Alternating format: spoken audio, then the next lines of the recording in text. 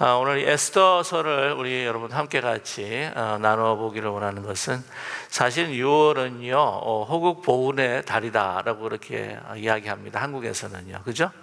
그래서 6월 6일 현충일, 그리고 6.25 동란이 있기에 또 우리 호국 보훈의 날 달로 정해서 정말 이 국가 또한 이 나라를 어떻게 하면 또 지키고, 그것을 지키다가 또한 생명을 또 나라를 위해서 바쳤던 그 사람들을 우리가 또 기억하면서, 또 우리가 또 어떻게 나라를 위해서 또 살아갈 수 있을까라고 하는 결단하는 이제 달이 바로 6월 달이라고 그렇게 이야기를 합니다. 그래서 그런 생각에서 차관을 두면서요, 오늘 이 에스더, 그래서 너무나 잘 아시겠지만 그 하만의 그 계략에 의해서 정말 그 유대의 많은 사람들이 죽을 수밖에 없는 그 상황에서 정말 죽으면 죽으리다라고 왕 아하스로의 왕에 나갔었던 그 에스더, 그 용기, 그 지혜를 통하여서 정말 많은 수많은 그 유대 백성들이 목숨을 건질 수가 있었다, 민족이 살아날 수가 있었다라고 하는 것을 여러분이 너무나 잘 알 것입니다. 그래서 오늘 이 에스더의 그 하나님의 그 드라마를 여러분과 함께 같이 6월 또 7월 같은 경우에는, 보통 7월 17일 같은 경우에는 또 제헌절이에요, 그죠? 여러분 기억하고 계십니까? 네, 제헌절이라서 또 7월 달에도요 또 이러한 말씀들을 나누는 것이 합당하겠다 하는 생각을 갖게 됩니다. 이 에스더 여인이지만 정말 자기의 그 가지고 있는 그 위치, 그것이 자기가 무슨 자격이 있어서가 아니라 정말 그 은혜로 인하여서 세워진 그 자리에 내가 해야 할 일이 무엇인가, 그것을 정말 목숨을 걸고 또 나아갔을 때에 그 이루어 주시는 그 하나님의 역사가 바로 에스더에 기록이 되어 있습니다. 재미난 것은요, 그 에스더의 그 기록, 이 1장부터 이제 10장을 쭉 살펴보면 하나님이라고 하는 말씀이 하나도 나타나지를 않아요. 그래서 이게 무슨 어떻게 성경에 들어갈 수가 있느냐, 어떻게 이 하나님의 말씀으로 우리가 받을 수가 있느냐라고 이렇게 이야기하시는 분들이 계세요. 그러나 말씀드렸지만 룻기도 그렇지 않습니까? 하나님의 이름이 정말 딱 2번 나오게 되는데, 정말 일반적이고 정말 평범한 그 사람들, 그러나 그 안에서 일어나는 그 일들 가운데서 그 모든 것을 통해 하나님께서는 역사하셔서 이스라엘 민족뿐만 아니라 모든 민족의 구원을 하나님께서 이루어가고 계신다라고 하는 것을 말씀을 드렸습니다. 이 에스더도 마찬가지예요. 하나님 이름이 나타나지 않지만은, 그러나 이 모든 이 사건들을 움직이시고 조정하시고 움직이시는 분은 바로 누구시다? 바로 하나님이시라고 하는 것이죠. 그래서 이게 분명하게 나타나지 않지만은 모든 그 일련들의 그 사건이 우연처럼 보이지만 결코 우연이 아니라 정말 하나님의 그 유대 백성들을 향한 약속, 그들을 보호하시겠다, 지키시겠다라고 하는 것을 이루어가고 계신다고 하는 것입니다. 그래서 오늘 같은 경우에는 이제 그 아하스로의 왕후였던 그 와스비가 폐위가 되는 그런 이야기인데, 오늘 에스더의 그 좋은 그 인트로덕션 소개가 될 것이다, 그런 생각을 갖게 됩니다. 제가 이제 미리 한번 말씀을 드려야지 이제 그 말씀, 그 메시지를 이제 마음에 담고 또 1장부터 우리 10장까지 또 함께 같이 나눠볼 수 있을 것 같아요. 이 에스더를 사실 이렇게 기록한 그 이유가 무언가, 또 하나님의 이름이 잘 나타나지 않는 것이 무엇인가 하는 것은 바로 그때 당시에 역사적인 배경이 있기 때문입니다. 아시겠지만 본래 이 고레스 왕이 이제 BC 538년에 칙령을 보내어서 이제 1차 귀환이 이제 일어나게 되죠. 그래서 수르바벨을 통하여서 이제 5만 명에 가까운 이 유대 백성들이 다시 이스라엘 땅으로 다시 돌아오게 되는데, 그게 537년입니다. 그래서 BC 516년에 제2성전을 이제 완공을 하게 되죠. 그러나 이제 문제는 이제 이 예루살렘 성벽이었습니다. 이제 그 이후에 여러분께서 아시는 그 2차 귀환이 이제 일어나게 되지 않습니까? 2차 귀환은 오늘 아수르 왕이 아니라 그 이후에 나타나는 아닥사스다 왕이죠. 그래서 이제 458년입니다. BC 458년 2차 귀환으로 예스라를 중심으로 해서 성벽을 재건하는데 잘 이렇게 이루어지지가 않아요. 여러분과 함께 나누었던 그 느헤미야가 이제 3차로 이제 귀환을 하게 됩니다. 그때가 참 애우기도 쉬워요. BC 444년입니다. 그래서 며칠 만에 그걸 완공해요. 52일 만에 그 성벽을 완전히 완공하는 대역사를 이루게 됩니다. 자, 그랬을 때에 오늘 나타난 이 아하수로에로 왕과 그리고 이 에스더의 그 이야기는 바로 그 1차 귀환과 또한 2차 귀환 사이에 사실은 일어난 사건이라는 것이죠. 그래서 그 에스더가 간택이 됐던 그 해가 BC 479년이에요. 그래서 아수르의 왕이 등극한 때가 486년. 오늘 이 보는 그 잔치가 일어났던 그 해가 BC 483년으로 그렇게 기록이 되어 있습니다. 그러니까 사실은 1차 기한하고 2차 기한 중간에 일어났던 사건이죠. 근데 여러분 보시게 되면은요, 성경을 보게 되면은 맨 처음에 에스라, 느헤미야, 그 다음에 에스더가 있는 거죠. 연대기로 봤을 때는 그게 그 연대기로 정렬이 되어 있지 않습니다.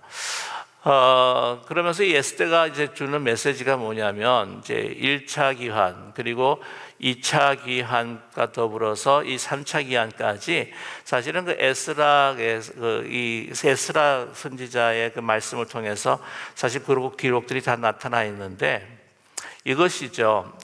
하나님께서 이스라엘이 이제 바벨론의 포로가 되어갔지만 그 전부터 하나님께서는 이 백성을 다시 돌아오게 할 것이다 라고 하나님 약속을 하신 거예요.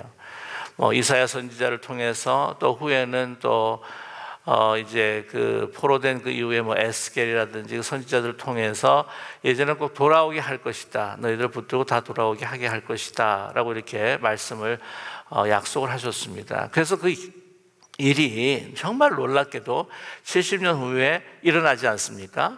그래서 돌아오는 거죠. 이제 하나님의 말씀 이루어졌기에 그 말씀을 따라서 이제 귀환을 이루어져서 이제 다시 돌아옵니다. 이제 다 돌아오는데 그러면 남아있는 사람들은 어떻게 되느냐 이거죠. 남아있는 사람들은 그러면 하나님께서 예언하시고 이루신 그 말씀을 따라서 다 귀환을 해야 되는데 거기에 남아있는 사람들은 과연 하나님께서 보호하실 건가? 그리고 에스더를 보게 되면은요, 정말 뭐라 그럴까요? 세상적인 이야기가 계속해서 돌아가고 있는 거예요. 한마디로 말하면 왕궁에서 일어나는 정치판입니다. 여러분, 정치라고 하는 거, 이런 그 아주 높은 자리에서 특별히 왕을 중심으로 일어나는 이 정치라고 하는 것은요, 결코 별로 좋은 게 없어요. 그렇지 않습니까? 어떻게 하면 서로를 죽이려고 할까? 어떻게 하면 높아지려고 할까? 오늘 분명한 기록에 나와 있지 않지만 와스디의 그 폐를 이야기하는 그 아래고 있는 그 무무간이라고 하는 사람도 혹시 이 와스디를 폐위하고 난 다음에 자기가 잘 알고 있는 어떤 여인, 조카 딸이라든지 딸이라든지 이렇게 올려가지고는 자기가 뭔가를 좀 해볼 수 있을지 않을까 하는 생각도 할 수도 있다고 하는 것이죠. 한국의 그 조선 시대의 역사 드라마 보면은 여인 천하든지 하도 오래돼서 저도 기회가 안 나지만은 보게 되면 다 그런 게 아니겠습니까? 그런 이 정치가 이게 돌아가는 이곳에서 정말 별로 이렇게 선한 것이 없다라고 생각이 되는 그 환경 속에서 그냥 하나님이 보이는 것이 아니라 거기는 아수에로 왕이라고 하는 정말 그 당시에 모든 사람들이 하나님으로 취급했었던 하나님으로 또한 그 섬겼던 그 사람의 말로 좌지되고 있는 모든 그런 역사 그리고 더 가까이 그 권력을 가져보려고 그렇게 노력하는 그 정치꾼들 그 사이에서 일어나는 것 속에서 뭐가 그렇게 선한 것이 있겠느냐? 하나님이 잘 보이질 않는다는 거죠. 네. 그러나 어떻게 해요? 이 에스더라고 하는 여인 통해서, 모르드게라고 하는 한 사람을 통해서 이렇게요. 이 귀환하지 않은 하나님의 말씀이 이루어져서 귀환해야 할 것 같은데 그러지 않는 그 사람들이, 남아있는 사람들은 과연 하나님께서는 어떻게 하실 건가? 어떻게 해요? 에스더라고 하는 사람을 통해서, 모르드게라고 하는 사람을 통해서 하나님께서 이 유대 민족을 보호하고 계신다 라고 하는 메시지가 바로 이 에스더에 들어가 있다고 하는 것입니다. 그러면 이제 하나하나 우리 한번 살펴보실까요? 네. 오늘 말씀 보게 되면 아하수로의 왕이라고 하는 사람이 나타납니다. 근데 이 보통 이 기록을 보게 되면은요, 아하수로의 왕이라고 하는 왕이 이 페르시아의 기록 그 역사에는 나타나 있지 않습니다. 이제 보통 이 사람이 누구인가라고 이야기했을 때 크레스크스 1세다 그렇게 이야기를 하죠. 크레스크스 1세. 근데 이것도 이제 페르시아어로 이야기하면 또 크레스크스는 아닙니다. 제가 찾아보니까요, 하셔여샤라고 그렇게 부르더라고요. 스페인, 저게 아니세요. 죄송합니다. 왜, 어느 말이요? 예, 페르시아 말로 말이죠. 하셔여샤. 그래서 아마 이 하셔여샤라고 하는 말을 아마 히브리 말로 좀 조금 이렇게 이야기를 했을 때에 아하수에로라고 이렇게 표현한 것이 아닐까 하는 생각을 갖게 됩니다. 근데 많은 역사가들은요, 크레스크스 1세다라고 이렇게 이야기를 하고 있습니다. 그때 일어났던 일이다라고 이렇게 이야기하는데요. 나중에 좀 말씀을 이제 드리겠지만, 페르시아가 그리스를 이제 침공할 때가 있습니다. 먼저 이제 492년에 이제 다리우스 황제 왕이 이제 침공을 이제 하게 되고요. 490년에 이제 침공을 하게 되는데, 그때 이제 페르시아가 그리스 연합군에 패배하게 됩니다. 그게 유명한 그 전쟁이 뭐냐면 그것이 바로 마라톤 전쟁이에요. 그 다음에 이제 이 크레스크스 아하수르 왕 때에 일어났던 전쟁, 일으켰던 전쟁이 이제 BC 480년에 이제 일어납니다. 그래서 이 BC 480년에 일어났던 그 전쟁과 오늘 여러분께서 함께 이렇게 보실 이 아주 큰 이 잔치, 180일 동안을 갖다 잔치를 했다고 하는데, 여러분 180일이면요 얼마냐면 거의 6개월이에요. 그렇죠? 6개월 동안을 잔치를 합니다. 그 다음에 나중에 마지막 7일 동안에는 막 수산에 있는 모든 백성들, 귀천을 막론하고 모든 사람들과 함께 7일을 한다고 하는 것이죠. 여기에도 사실 정치적인 이유가 있다고 하는 것이죠. 오늘 이제 말씀을 보게 되면은 그 이유를 4절에 보면은 그 영화로운 나라의 부함과 위험의 혁혁함을 나타내기 위해서 그랬다라고 하지만은 역사의 배경들을 보게 되면은 이 정치적인, 그래서 더 이 큰 전쟁을 일으키기 전에 지방관과 호족들을 함께 모아가지고 그들로 하여금 군사들을 차출하게 하고 더 하나된 모습으로 이렇게 그리스를 침공하려고 하는 아주 큰 전쟁에 대한 계획이 있었기 때문에 이렇게 잔치를 또한 벌였다고 하는 것이죠. 이 크레스크스 왕 1세는요, 아마 여러분이 영화를 통해서도 아마 좀 보셨을지도 모르겠습니다. 그 유명한, 기쁜 우리 교회 성도님들은 좀 사실은 거룩해서 영화를 잘 안 보시긴 하는데, 이게 300라고 하는 영화가 있었어요. 300이라고 하는. 그래서 이제 스파르타 그 군들이 300명이 이제 모여가지고는 그 전쟁을 하는데, 그 마케도니아 지역 연안의 그 큰 협곡에서 거의 100만이라고 기록을 하는데요. 실제적으로는 한 30만 정도가 됐을 것이다 라고 하는데 이제 쳐들어오게 됩니다. 그래서 테모로필레, 서모필리라고 하는 핫 게이트라고 하는 곳인데요. 그곳에서 이제 맞닥뜨립니다. 300명이 거진 한 며칠을 갖다가 이게 홀딩을 하는 거예요. 그래서 300명이 다 전사를 하죠. 이제 그 영화가 한 오래전에 나온 적이 있습니다. 아주 많은 또 센세이션을 또한 일으키기도 했습니다만은, 그 배경이 되었던 바로 이 왕이 크레스크스 1세 아하수르의 왕. 그리고 나중에 이제 마케도니아에서 이 지중해 쪽으로 와가지고는 아주 큰 그 함대를 통해 가지고는 이제 치게 되는데요. 거기에서 그 완전히 또 이게 패배하고 맙니다. 그게 이제 480년에 일어나는 이야기인데, 아무튼 그래서 이 480년에 침공을 하고 난 다음에 완전히 패배하고 난 다음에 이제 에스더의 이제 간택이 479년에 일어나고 있다고 하는 것이죠. 이런 역사적인 자신 배경이 좀 있습니다. 그 아수르가 보게 되면은요, 당시 1절에 얼마나 큰 영토를 가지고 있는지를 또한 소개하고 있습니다. 그래서 이 인도로부터 구스라고 한다면은 여러분 어딘지 아시죠? 에티오피아라고 이야기할 수가 있습니다. 그래서 인도의 부분과 보니까요, 파키스탄에서 이란, 이라크 다 하고 난 다음에 그냥 이 아프리카 북부까지 아주 마케도니아 연안까지 아주 큰 영토를 가지고 있었던 그런 아수르 왕이었다고 하는 것이죠. 그래서 당시에 그 다리우스 왕 이후에 그가 이제 즉위를 합니다. 이제 수상궁에서 이제 즉위를 하게 되는데, 이 수상궁은 아시다시피 이제 겨울궁으로, 겨울에 이 왕들이, 페르시아 왕들이 거기에 머물렀다라고 하는 기록들이 있습니다. 이 수상궁뿐만이 아니라 여러분 그 여러 궁들이 있었어요. 여름 궁전 하마단이 있었고요, 봄 궁전 그 페르세폴리스라고 하는 또 궁전이 있었습니다. 가장 화려했던 것이 이 수상궁이었고, 이 수상궁에서 이 아수르 왕이 또한 그 왕위를 받게 되고 거기서 등극을 했고, 그래서 가장 화려했던 궁이 바로 수상궁이다라고 이렇게 이야기를 합니다.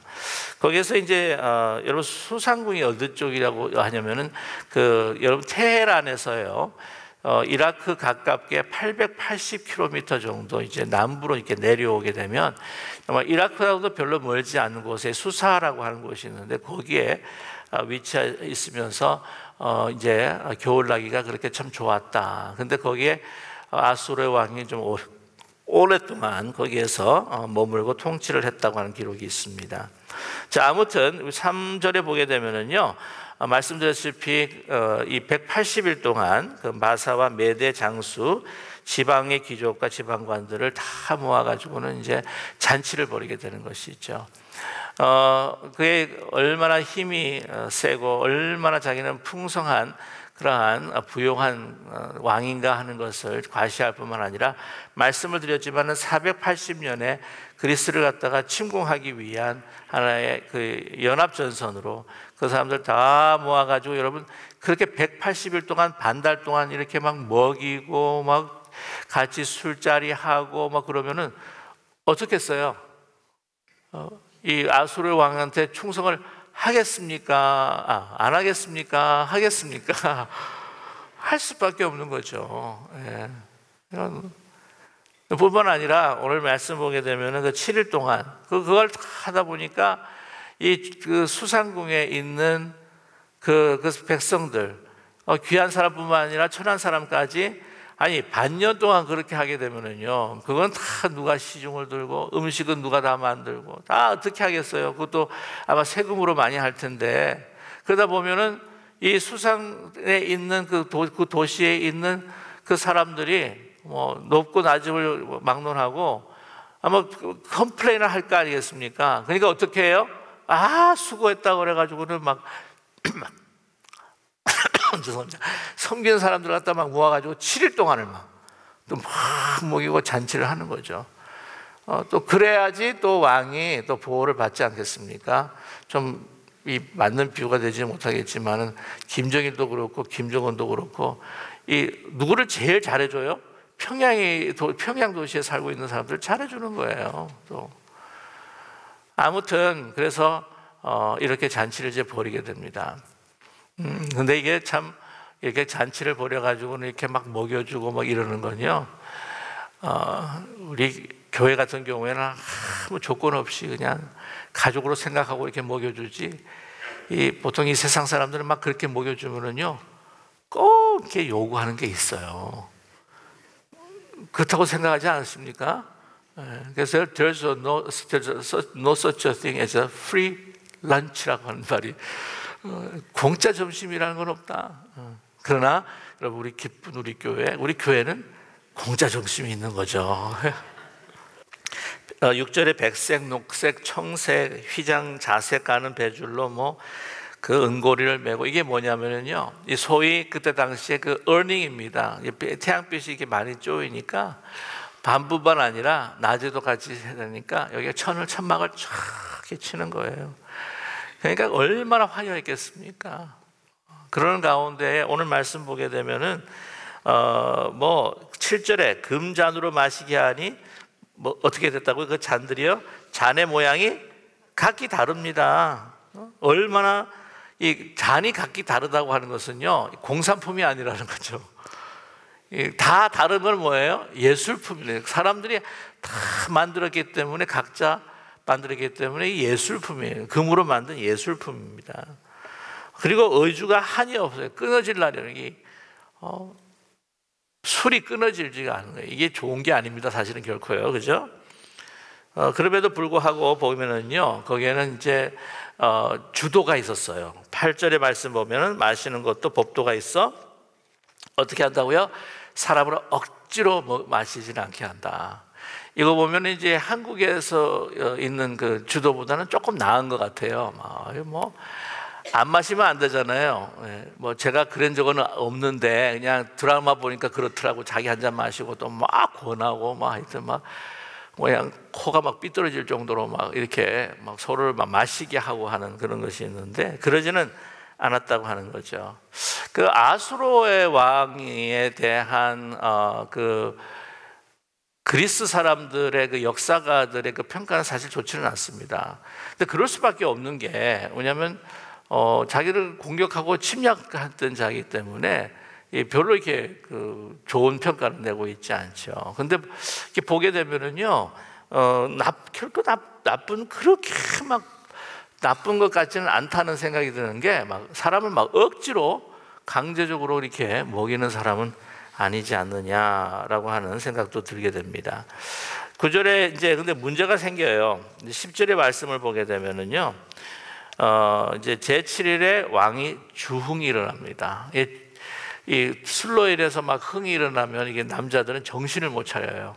그래서 동물이 되고 정신을 못 차려가지고는 사고를 칠 때가 너무나 많습니다. 그래서 뭐든지 지나친 건 참 안 좋은데, 모든 것이 이렇게 지나친 것이 다 이렇게 죄라고 그렇게 이야기하시는 분들이 있지 않습니까? 아무리 좋은 것도 많이 이렇게 취하게 되면 그것이 독이 된다고 이야기하는데, 술은 말할 것도 없겠죠. 그러니까 제정신이 아니게 되고 그 사람의 컨트롤을 잃어버리게 하고, 또 많은 사람들이 그렇게 집단으로 이게 술에 취했을 때는요, 어떤 일을 사실은 저질 줄 모른다고 하는 것이죠. 근데 한창 이제 물이 익어가지고는 이제는 어떻게 이야기를 하냐면은요, 남자들이 또 이렇게 술에 취하면 자랑을 하고 그러는데, 또 자기 와이프 자랑하고 그러는지도 모르겠는데요. 오늘 말씀 보게 되면은 그 사람들과 함께 더 주흥을 즐기기 위해서 요구를 합니다. 오늘 말씀 보게 되면 11절에 왕의 와스디를 청하여 왕후의 관을 정지하고 왕 앞에 나오게 해라 라고 이러면서 정말 그 아름다움, 그 아리따움을 갖다가 과시하고 자랑하기 위해서 이렇게 청하고 불러왔다고 하는 것이죠. 그때 당시 그 와스디는 어떤 일을 하고 있었냐면, 9절의 말씀 보면은 왕의 와스디도 아수르의 왕궁에서 여인을 위하여 어떻게 해요? 잔치를 베풀고 있었다고 하는 것이죠. 자기의 손님들이 다 있는 겁니다. 또 해야 할 일이 많은 거죠. 그러니까 남자들은 남자들끼리 이렇게 모여가지고는 주흥을 즐기고 잔치를 벌이면서, 그때는 이제 귀부인들이나 다른 그 부인들이 그것에 참석하는 것이 아니라, 거기에는 아마 다른 술을 대접하고 섬기는 창기들이나 다른 여인들이 아마 접대를 하고 있었던 것 같아요. 그래서 이 귀부인들과 함께 이런 소셜 파티를 하면서 이렇게 우아하게 이제 지금 있는데 지금 불러버리고 만 것이죠. 오늘 이제 말씀을 보게 되면은요, 당시 왕후가 분명히 와야 한다라고 하는 것을 요구하기 위해서 거기 보게 되면 내시를 7명을 사실을 보내는 것을 우리가 볼 수가 있습니다. 그런데 그럼에도 불구하고 왕후 와스디가 그것을 거절합니다. 그러니까 막 분노가 일어나는 거죠. 그래서 이 왕후 와스디가 왜 거역을 했는가 하는 것에 대해서 참 많은 이야기들이 있어요. 이 와스디가 정말 그때 지존이죠, 지존. 이 아수르의 왕에 대한 왕의 명령을 거역을 했다? 아니, 어떻게 그럴 수가 있을까? 그러니까 그것에 대해서 분노하는 아수르의 왕도 사실은 어떻게 보면 어느 정도 이해가 간다 하는 생각을 갖게 됩니다. 그래서 이 와스디 그 왕후의 그 거절에 대해서요, 이야기가 사실은 굉장히 많습니다. 근데 이제 그 미드라시라고 하는 그 이스라엘 그 유대 백성들의 그 해석들을 이제 주로 보게 되면은 어떤 또 해석이 있냐면은 이제 오늘 이제 그 보면 11절에 왕후의 관을 정죄하고 왕 앞으로 나오게 하라 그랬을 때에 이게 이제 한마디를 더 붙여가지고 왕후의 관만을 정죄하고 왕후의 관만을 정죄하고 그러면 어떨까요? 왕후의 관만을 정죄하고 사실은 나신으로 나오라고 하는 이야기를 그렇게 해석을 하는 거예요. 그러니까 그 정말 그 지존이라고 하는 그 아수르의 왕의 그 명령을 거절할 수밖에 없었다라고 그렇게 이야기하는 사람도 있습니다. 이 그 그리스의 그 역사학가들도요, 이 저기 와스디에 대한 이야기를 하고 있는데 좋게 평가하고 있지는 않아요. 좀 성질이 안 좋고 하여튼 뭐 좀 포악하고 남을 막대하는. 근데 아시겠지만은 그 그리스도 이제 적이기 때문에 아수르의 왕에 대한 평가나 또 와스디에 대한 평가도 사실은 잘하고 있지 않다고 하는 것이죠. 이 또 한 걸 보게 되면은요, 어떤 미드라시를 보게 되면은 이런 이야기도 있습니다. 본래는 이 와스디가 누구의 딸이었느냐면은 여러분께서 기억하시는지 모르겠지만은 그 바벨론의 그 마지막 왕이었던 벨사살 아십니까? 메데 우바르신을 해가지고는 왜 그 1000명의 그 사람들과 함께 막 술을 막 마시면서 멸망하는 그 날에마도 막 1000명들과 함께 술 마시면서 자, 이 그릇이 모자 그러니까 막 그 이스라엘에서 가지고 온 하나님의 그 제기를 가지고 막 하다가 나중에 그날에 죽어버리죠. 그 다리우스 왕이 그 벨사살 왕의 그 딸 바로 이 와스디가 너무나도 측은해서 자기 양딸로 삼아가지고는 이제 아수르의 왕과 결혼시켰다라고 하는 그런 또 이 미드라시에 대한 이야기가 나와요. 그래서 이 와스디는 자기 그 친부였던 벨사살 왕이 그렇게 막 술에 취해가지고는 뭐 지금 상황이 어떻게 들어가는지 모르면서 그날 죽었던 그 아버지의 모습을 보면서 트라우마가 있어서 그렇게 막 원래 이게 연애를 열고 술을 취하는 이런 것들을 원하지를 않았는데 이런 것에 오라고 그러니까 이 트라우마가 있어가지고는 난 못 가겠습니다 라고 이렇게 거절을 했었다. 뭐 이런 이야기도 있고요. 저와 여러분도 굉장히 많이 좀 궁금하시지 않습니까? 그죠? 왜 그랬을지. 그러나 한 가지 분명한 것은 본인이 이렇게 귀족의 여인들과 함께 우아하게 지금 소셜 게더링을 하면서 지금 지내고 있는데 갑자기 와가지고는 그 술 취한 곳에서 그 수많은 남정네들 앞에서 자기가 뭔가 모욕을 당할까봐 나의 그 디그니티를 지켜야 되겠다. 그래가지고 이 부분에 있어서 그 현대의 그 여성 신학자들은 여성의 권리를 찾았던 최초의 여인이었다. 이렇게까지도 이야기하는데 아마 자기의 디그니티를 그래도 지키기 위해서 그러면 난장판에 자기가 모멸감이나 수치감을 가지지 않기 원해서 아마 분명히 거절을 했을 것이다. 자, 그런데 참 그런 것 같아요. 이 이야기에 대해서 조금 더 말씀을 좀 나누기를 원하는데 남자가 이렇게 술로 인해서 떡실실이 되면은 이건 도저히 뭐라 그럴까요? 뭐 애도 아니고 이거 뭐 정신이 나간 사람이 나는데 이게 조금 힘들더라도요. 이 남자들이 제일 못 견뎌하는 게 뭐냐면은 이 자존심을 누가 건드렸을 때, 그것도 막 술 취할 때, 뭐 앞이 아무것도 안 보일 때. 근데 이 자존심만 조금 그래도 지켜줬다면 그러니까 특별히 남자가 사람들 앞에서 뭐 이렇게 자존심이 상했다. 1대1로 있었을 때는 뭐라 그러면 조금 나은데 이 제일 견디지 못하는 게 이게 아내한테 다른 남자들 있고 다른 사람이 있는데 내 체면이 깎였다. 이러면 이걸 못 견뎌해요. 예, 못 견뎌해요. 예. 뭐 제 경우, 목사님 경우가 그건 아니고, 예. 그렇다는 이야기입니다. 그래서 이렇게 조금 약간만 지혜롭다면 조금 좀 수치가 있고 좀 모멸감이 있더라도 좀 이렇게 좀 분명히 이제 나신으로 오라고 했던 건 아닐 것 같아요. 근데 이제 좀 했으면 좀 흥을 도와줬으면 좋지 않았을까. 저는 좀 이렇게 드라마 보면서 그런 아이디어를 얻긴 하는데, 막 남자가 막 2차, 3차 갔다가 집에 막 친구들 데려와가지고 막 와이프 보고 막 술상 차려! 뭐 이러면 막 그때 막 친구들이 있는데 막 뭐 네가 뭔데 말이야 하고 막 여자가 막 하면은 막 그때는 이제 끝나는 거죠. 그때는 뭐냐 막 난리가 나지 않습니까? 막 술이 취했으니까 남자도 그거 다 해주고 그 다음부터 이제 죽이는 겁니다. 이제 혼자 있을 때 술 깨고 난 다음에 예. 그 보면은 이 구약의 역사를 봐도 이제 그런 아주 지혜로운 여인이 저게 있어요. 그래서 여러분 아시는 그 다윗의 그 여인 나발의 아내였던 누구죠? 아비가일. 술에 잔뜩 취했을 때는요. 지금 뭐 그 사람하고 이야기를 하질 않아요.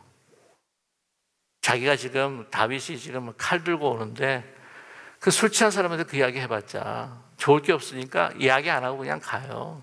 나중에 술 깨고 난 다음에 술 깨고 난 다음에 이야기하니까 그냥 심장이 멎어가지고 죽었잖아요. 아무튼 이러한 모든 상황이요. 이게 하나의 그 왕후와 왕의 어떤 갈등 속에서 일어나는 일들이라고 생각을 하지만 나중에는 어떤 이거를 통해서 우리가 깊이 살펴보면은요. 에스더가 왕으로 이제 등극을 하게 되고 또 에스더가 아수르의 왕이 부르지도 않았는데 나아갔을 때 아수르의 왕이 그 여인을 에스더를 그대로 영접했던 이 모든 사건이 이어지는 걸 보게 되면은 이건 결코 우연이 아니었다 하는 것을 우리가 알 수가 있습니다. 이 기록에는 분명히 나와 있지 않고 또 여러 가지 어떤 해석을 제가 봤는데도 나와 있지 않는데 제가 이제 묵상하는 가운데 한 가지 좀 얻은 것들이 뭐냐면은 이 기록에 보게 되면은 이 아수르의 왕이 자기가 그렇게 폐위를 시켰던 와스디를 그리워한대요. 내가 잘못했구나. 정신을 차리고 난 다음에 이제는. 근데 와스디라고 하는 이 말이 이 본명은 아닙니다. 본명은 아니고 이 보게 되면은 그 와스디라고 하는 그 이름이 다르게 나와 있어요. 이제 오타네스라고 하는 사람의 그 딸이었던 아메스트리스라고 하는 여인이었다라고 나오는데 와스디라고 하는 말은 뭐냐면은요, best beautiful, 그러니까 best라고 하는 의미가 있고 beautiful, 그러니까 most beautiful, 그러니까 너무 아름다웠던 여인이었다. 아마 본인이 너무 아름다웠기 때문에 조금 약간 자기의 디그니티를 갖다가 지키려고 했던 마음도 아마 있었는지 모르겠지만 너무나도 아름다웠기 때문에 이 왕이 나중에 폐위를 시키고 어떤 사람은 죽었다고 하는 사람이 있고 죽였다고 하는 사람이 있고 어떤 사람은 이 와스를 완전히 성 밖으로 쫓아보내가지고 평민으로 만들었다고 하는 이야기도 있고 그러나 자기가 칙령을 내렸기 때문에 다시 되돌이킬 수 없었던 그러한 상황이어서 만나지를 못하는 가운데 너무 그리워했다. 그래 그리워하면서 이제 에스더를 이제 드리게 되었는데 그걸 항상 후회를 하는 거죠. 왜 폐위를 시켰을까? 왜 내 명령을 거역했다고 해서 그렇게 단순하게 내가 행동을 했을까라고 하는 상황 속에서 에스더가 밤중에 싹 나타나잖아요. 네? 근데 제 그 해석은 그래요. 싹 나타났을 때 너무 아름답게 본 거예요. 딱 보면서 누구를 떠올렸을까? 와스티의 모습도 떠올리지 않았을까? 근데 부르지도 않는데 왔는데 왜 부르지도 않는데 왔어? 라고 이렇게 이야기하는 것이 아니라 그래도 자기 옛날의 그 실수를 기억하면서 그 여인을 에스더를 그대로 받아주었던, 그러니까 와스티의 사건도 사실은 이 에스더가 왕 앞에 나아가는 그 사건과도 우리가 전혀 무관한 사건이다라고 이야기할 수도 없는 그런 연결고리가 있지 않겠는가 하는 생각을 또한 갖게 됩니다. 여러분, 이러한 이야기들 여러분 혹시 같이 이렇게 만나셔가지고 뭐 티를 하고 좀 이렇게 그 말씀을 이렇게 나눌 때에 다른 이야기보다 와스티가 왜 폐위가 됐을까? 왜 거절했을까? 하는 이야기도 한번 이렇게 디베이트를 하면서 이랬을 거야, 저랬을 거야 라고 하면서 이야기해 보는 것도 참 익사이팅 할 것 같아요. 그렇지 않을까요? 네. 그런 대화들을 많이 나누면서 제가 오늘 시간이 많지 않기 때문에 이 정도로 하고 to be continued 우리 이장과 함께 같이 이렇게 말씀을 나눠보도록 하겠습니다. 분명한 것은 너무 우리가 보이는 이런 관계의 깨어짐과 아픔, 거절과 분노와 이런 모든 사건들도 다 어떻게 해요?